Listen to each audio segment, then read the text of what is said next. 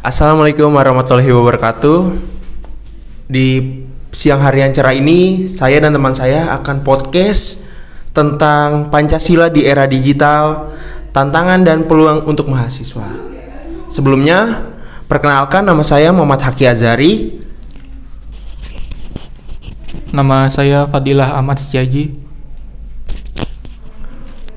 Oke, sebelumnya Pancasila di era digital, tantangan dan peluang untuk mahasiswa ini membahas hubungan antara ideologi nasional Indonesia, Pancasila, dan perkembangan teknologi digital saat ini, khususnya dari perspektif mahasiswa. Judul ini mengajak untuk memikir bagaimana nilai-nilai Pancasila dapat tetap relevan dan diterapkan dalam konteks masyarakat digital, serta bagaimana mahasiswa dapat berperan aktif dalam menghadapi tantangan dan memanfaatkan peluang yang ada. Baik, lanjut saja ke pertanyaannya. Pertama ada pertanyaan, bagaimana mahasiswa bisa memanfaatkan teknologi digital untuk menyebarkan nilai-nilai Pancasila? Yaitu, mahasiswa bisa memanfaatkan media sosial dan platform digital lainnya untuk menyebarkan konten edukatif yang berfokus pada nilai-nilai Pancasila seperti toleransi, keadilan sosial, dan gotong royong. Dengan membuat kampanye digital yang positif, mereka bisa membantu meningkatkan kesadaran masyarakat tentang pentingnya menjaga persatuan dan kesatuan bangsa. Selanjutnya, nomor 2.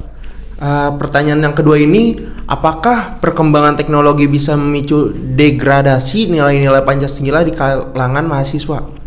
Jawabannya, ya, ada resikonya juga, tapi dengan degradasi nilai-nilai Pancasila, jika mahasiswa lebih terfokus pada penggunaan teknologi untuk hal-hal yang negatif, seperti penyebaran hoaks atau konten yang memecah belah, konsumsi informasi yang tidak sehat dapat mengikis rasa persatuan dan semangat gotong royong yang merupakan inti dari Pancasila. Selanjutnya di pertanyaan ketiga adalah, bagaimana teknologi bisa digunakan untuk meningkatkan musyawarah dan demokrasi di kalangan mahasiswa sesuai sila keempat? Jawabannya, teknologi digital memungkinkan tercipta forum-forum diskusi online dan platform untuk e-voting yang lebih transparan, di mana mahasiswa dapat mengutarakan pendapat secara terbuka dan demokratis. Hal ini dapat memfasilitasi masyarakat yang sehat dan berkontribusi pada pengambilan keputusan yang melibatkan banyak pihak sesuai dengan sila keempat Pancasila. Selanjutnya, pertanyaan keempat, apakah kecenderungan individualis di dunia digital bisa melemahkan nilai-nilai gotong royong? Kecenderungan individualis memang menjadi salah satu tantangan terbesar di era digital ini. Dunia maya seringkali mendorong seseorang untuk fokus pada pencapaian pribadi dan mengabaikan kerjasama kolektif.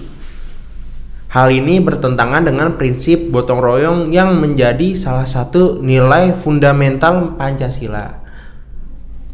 Selanjutnya adalah pertanyaan yang kelima, bagaimana mahasiswa bisa menjadi agen perubahan melalui inovatif teknologi yang sejalan dengan nilai-nilai Pancasila?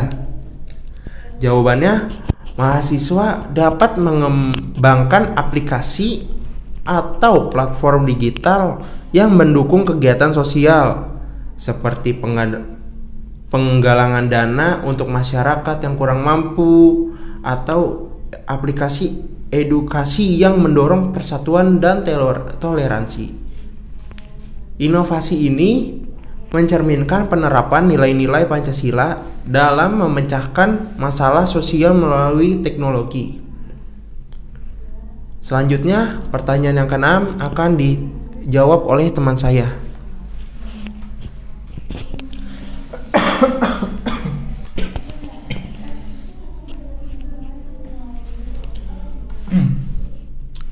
Selanjutnya, apakah ada risiko penyalahgunaan teknologi oleh mahasiswa yang bisa bertentangan dengan prinsip-prinsip Pancasila? Jawabannya ada. Apa sih risikonya? Risikonya yaitu seperti cyberbullying, penyebaran ujaran kebencian, atau penyebaran informasi yang tidak benar atau hoax. Ini jelas bertentangan dengan sila pertama tentang ketuhanan dan sila ketiga tentang persatuan, karena dapat merusak keharmonisan dan persatuan bangsa. Pertanyaan selanjutnya, bagaimana mahasiswa bisa membangun kesadaran kolektif tentang Pancasila melalui media digital? Jawabannya adalah mahasiswa bisa menggunakan media digital untuk menciptakan konten yang mengedukasi publik tentang sejarah dan makna Pancasila, serta mengadakan diskusi interaktif secara online, dan mereka juga dapat menginisiasi gerakan sosial berbasis nilai Pancasila yang melibatkan komunitas untuk berpartisipasi secara aktif. Pertanyaan ke-8, apakah banjir informasi di era digital bisa mengancam penerapan Pancasila di kalangan mahasiswa? Jawabannya benar. Banjir informasi, terutama yang tidak terverifikasi, dapat membingungkan mahasiswa dan membuat mereka terjebak dalam narasi yang bertentangan dengan nilai-nilai Pancasila. Hoax dan disinformasi seringkali menyulut konflik dan perpecahan yang bertentangan dengan prinsip persatuan dan kesatuan bangsa. Selanjutnya, bagaimana peran teknologi dalam memperkuat keadilan sosial di kalangan mahasiswa sesuai dengan sila kelima Pancasila? Jadi jawabannya, teknologi bisa digunakan untuk memperluas akses terhadap pendidikan dan kesempatan ekonomi bagi semua mahasiswa tanpa memandang latar belakang sosial. Platform digital dapat membuka peluang bagi mahasiswa dari berbagai daerah untuk mendapatkan pengetahuan dan keterampilan yang sama, membantu mewujudkan keadilan sosial sesuai dengan sila kelima. Lalu pertanyaan terakhir, bagaimana kesenjangan digital di antara mahasiswa bisa menjadi tantangan bagi penerapan Pancasila di era digital? Jadi jawabannya, kesenjangan digital di kalangan mahasiswa terutama antara yang memiliki akses penuh teknologi dan yang terbatas bisa memperlebar jurang ketidakadilan sosial. Bagi mahasiswa yang tidak memiliki akses ke teknologi, cenderung tertinggal dalam hal pendidikan dan partisipasi sosial yang bertentangan dengan prinsip keadilan sosial dan kebersamaan kesempatan yang diusung oleh Pancasila. Siapa yang ini? Simpulan. Gua aja. Oke, dari dialog-dialog tadi mencangkup beragam sudut pandang tentang tantangan dan peluang yang dihadapi mahasiswa dalam menerapkan nilai-nilai Pancasila di era digital ini, mencerminkan isu-isu yang dapat dijadikan bahan debat.